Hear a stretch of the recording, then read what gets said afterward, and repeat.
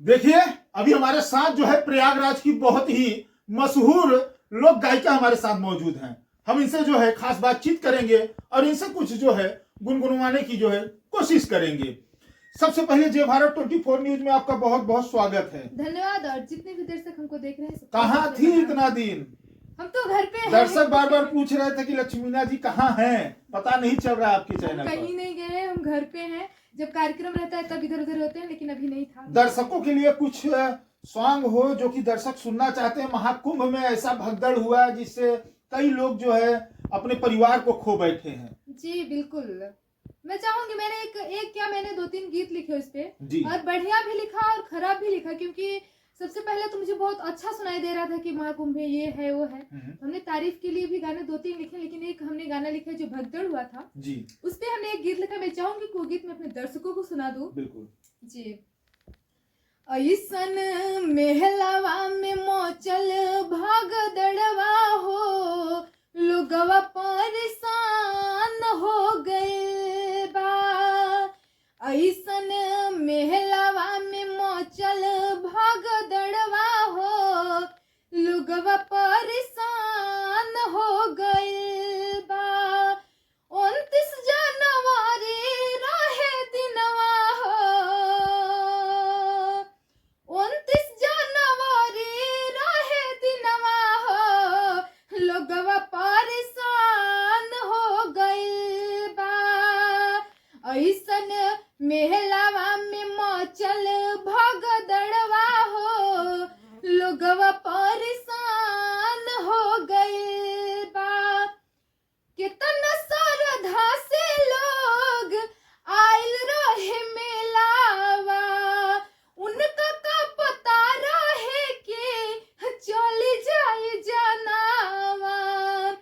कितना श्रद्धा से लोग आइल रहे मेलावा, उनका का पता रहे कि चली जाए जनावा। महाकुंभ में चली गई परनवा हो, लोगवा परेशान हो गए बा।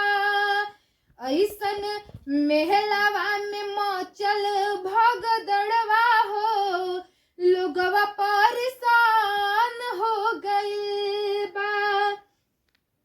केहू बिना माई के भइले, केहू बिना बाप के, केहू बिना माई के भइले, केहू बिना बाप के।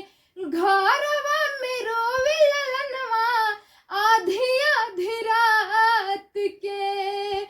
केहू बिना माई के भइले, केहू बिना बाप के। घरवा में रोवे ललनवा आधी आधी रात के। केहू के दर्द नाही जानी जहनवा हो, लोगवा परेशान हो गइल बा।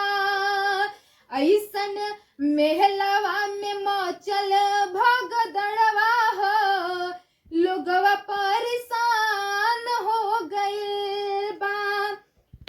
का कर जइबा भैया नहाए तू गंगा, मोहन चंगा तक ठोवती में गंगा। का कर जइबा भैया नहाए तू गंगा, मोहन चंगा तक ठोवती में गंगा। पाप धूलि माई बाबू के चरणवा हो, लोगवा परेशान हो गइल बा। ऐसन मेहलावा में मचल भगदड़वा हो, लोगवा परेशान हो गइल बा। अच्छा, जिस समय भगदड़ प्रयागराज महाकुंभ में मचा था जी उस समय लोगों को ये लग रहा था कि हमारी जान बचे। बिल्कुल, मैंने वीडियो देखा था। काफी जी। लोग बोल भी रहे थे कि हमको स्नान नहीं करना है, हमको घर जाना है किसी तरह। बस हमें आजाद कर दिया जी, जाए, बिल्कुल। हम यहाँ से भगदड़ से निकल जाएं किसी ढंग से, किसी हालात से। मगर कितने अपने बच्चों को खो गए और कितने जो है अपने भाई को त्याग दिए। जी अपनी भाई, अपनी बहन, जिसकी एक बहन थी वो बहन चली गई, जिसका एक भाई था वो भाई चला गया, तो क्या ही कहेंगे, गलती तो सरकार की है ना। सरकार को और इससे भी बढ़िया व्यवस्था करना चाहिए था।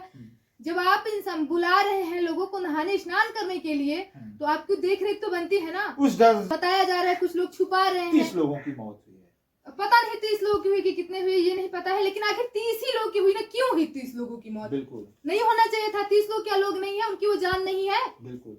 तो मैं यही सरकार से कहना चाहूंगी कि आप थोड़ा गाने का माध्यम, आपका बोल जो था वो सरकार पे ही था कि कम से कम जो वहाँ की कमियां है उसको सुधारा जाए। बिल्कुल सुधारा जाए। अगर सुधरा होता तो काश ये दिन नहीं देखने को मिलता। बिल्कुल नहीं होता। और जहां तक से अपने प्रयागराज का जो नाम बिगड़ रहा है कि अरे प्रयागराज गए थे नहाने, हमारे परिवार वापस ही नहीं आया, एक तरफ से हम अपने जिले की बदनामी भी तो हो रही है। बिल्कुल। देख रहे हैं ना, ये हमारी बहन थी जिन्होंने बहुत ही प्यारा आप लोगों के सामने अपने शब्दों को रखी, और आप लोगों को अपील करेंगे इस वीडियो को जो है ज्यादा से ज्यादा शेयर जरूर करें।